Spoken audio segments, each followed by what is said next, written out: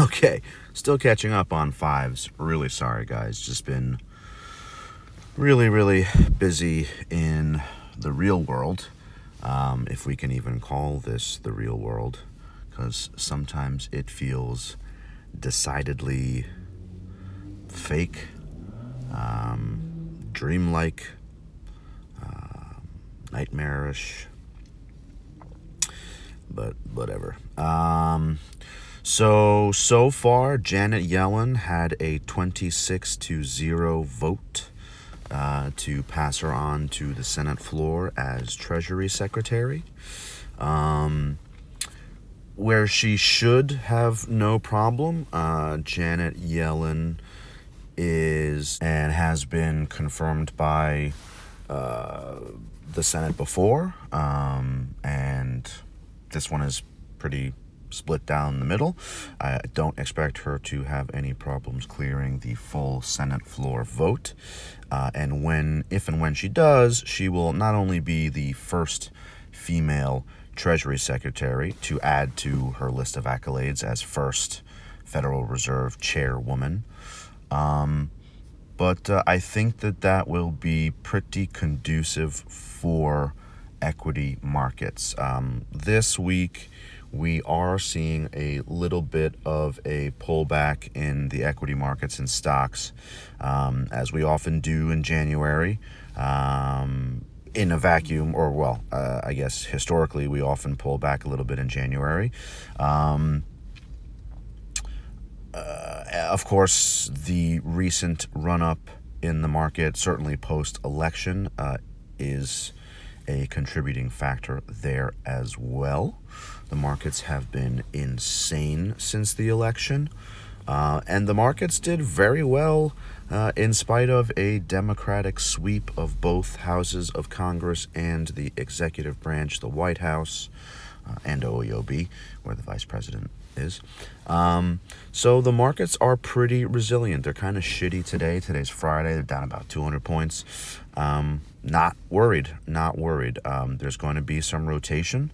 Certainly after the year like we had in 2020, there's going to be a lot of rotation. I am not worried about equity markets under a Biden presidency. Even if taxes do end up going higher, I don't think they will anytime soon, quite honestly, but they may very well at some point. I mean, it's Democratic White House and Congress, so it's entirely possible. But I don't think that taxes will go up in a time and manner in which it will kill Joe Schmo American.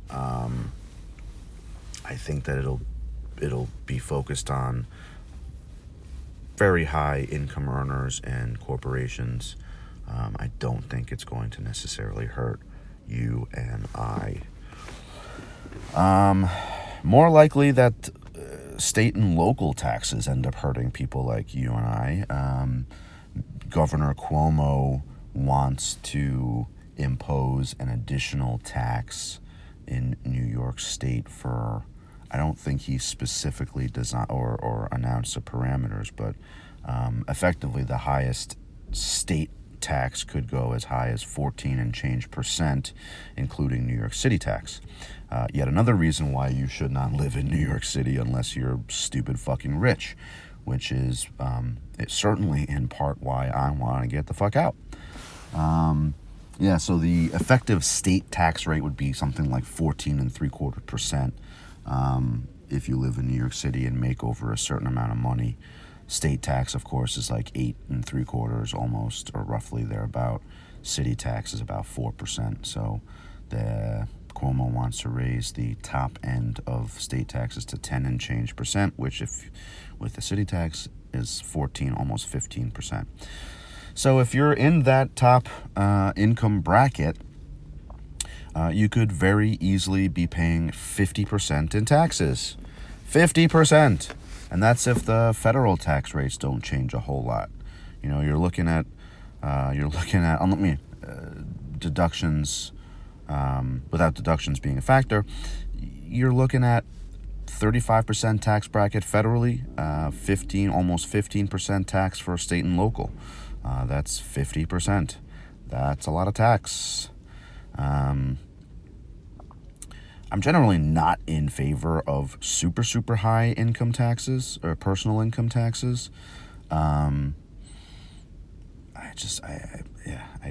not really a big fan. I mean, the higher their taxes is, the less of an incentive there is to work for certain people. But luckily, it's only going to affect the absolute upper echelon of income earners. But the problem, I think, is when you institute a state tax like that, it leaves a very large loophole to just pick up and move states. Why? I mean, we've seen it already. We've seen corporations moving to Texas. We've seen people moving to Texas because there's no state income tax. They don't tax pensions in Texas, which is why a lot of public employees move to Texas or Tennessee or Florida. Same thing. Look, even moving across the Hudson River to Jersey is going to save you a lot of money compared to living in New York City.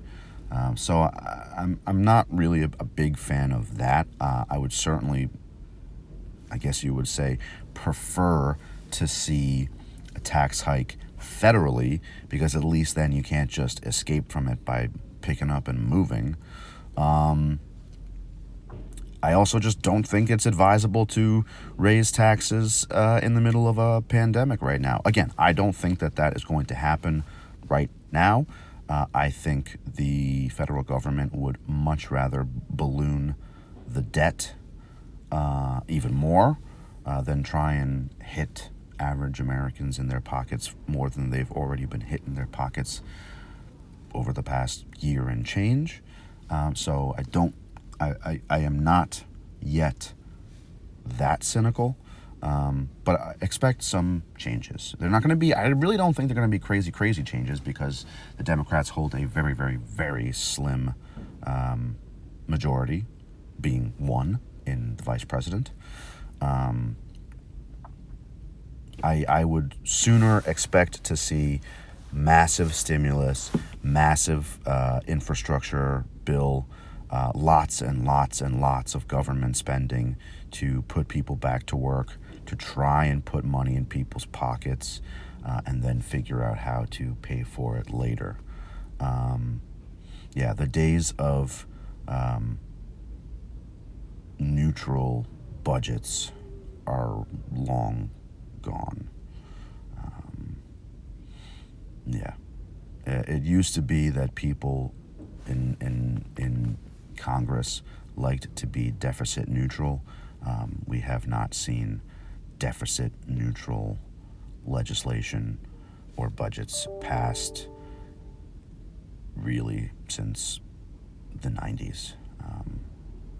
Clinton was the last president under which Congress did not have such an absolutely insane deficit. In fact, we were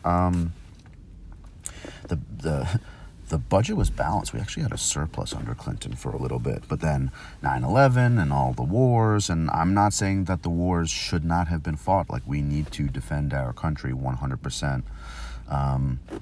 But yeah, there went our surplus.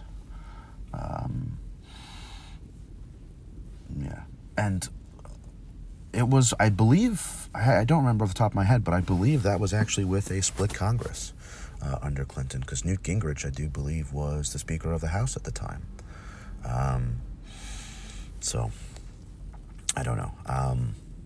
Point of everything is, we have to survive today to make it to tomorrow. I've said that a number of times on here. Shouldn't be that much of a surprise or anything surprising to hear. We have to survive today to get to tomorrow. So, I don't know, just kind of trying to putter along and make it till my second vaccination. I'm on quarantine again, fourth time, knock on wood. I don't feel sick, So don't think I have COVID. I'll probably get tested again this weekend. I mean, honestly, this is no way to live life. It fucking sucks. It's fucking bullshit. It's annoying as fuck, to say the least. But I guess for now it's better than the alternative. I feel like more than enough people have died. I understand some people are very fucking tired of it. I'm fucking tired of it. I'm tired of being quarantined. I'm tired of having to, get tested every few weeks. I'm tired of having to wear a fucking mask all the time. But I don't want to kill anybody that I know. I don't want to kill anybody, period. But I certainly don't want to kill anybody that I know. So this is our lot in life for the foreseeable future.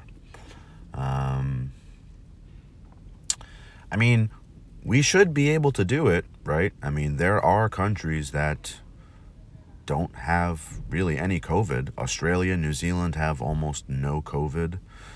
New Zealand has had a couple of runs with literally no COVID. They are much, much, much smaller countries. Australia's population is like 30-something million, which is literally a tenth of ours. But theoretically, anyway, it is possible. It is possible. So, obviously a lot harder with the United States, not just because of population, but also due to differing opinions.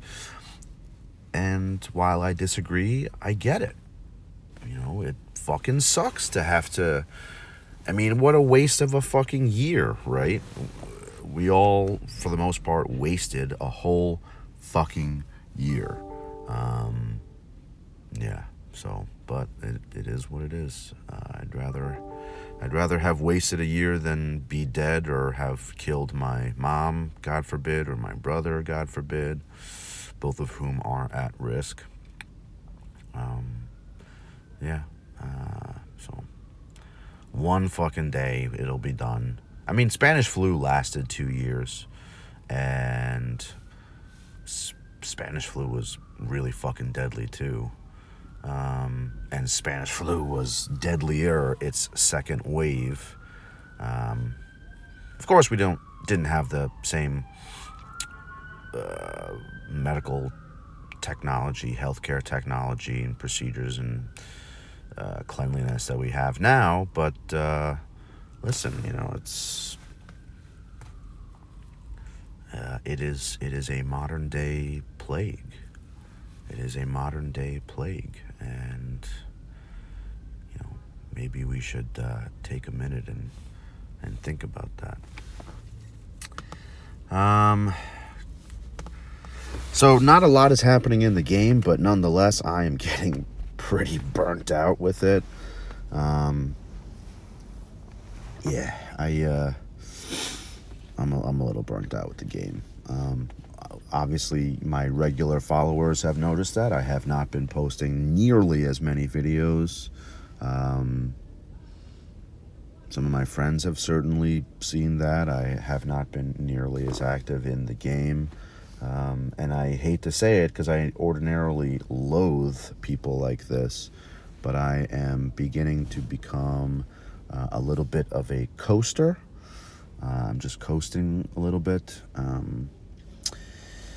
There's just a lot going on, man. I'm sure a lot of people can empathize. There's a lot of shit going on, and a lot of it is nicht sehr gut. So, just kind of trucking along. I figure once everything is settled with my selling the 2 apartments. Yes, I am still selling the 2 apartments. They are both in contract, hopefully closing within the next month. I figure / I hope once those 2 things are off my docket or off my plate, things will ease up a bit. No timetable, really. No. We have penciled in timetables, but no concrete timetable. So, status quo for me for a little while longer. Hope everybody's doing okay. I know that a lot of people are upset for various different reasons, but listen, we are all Americans.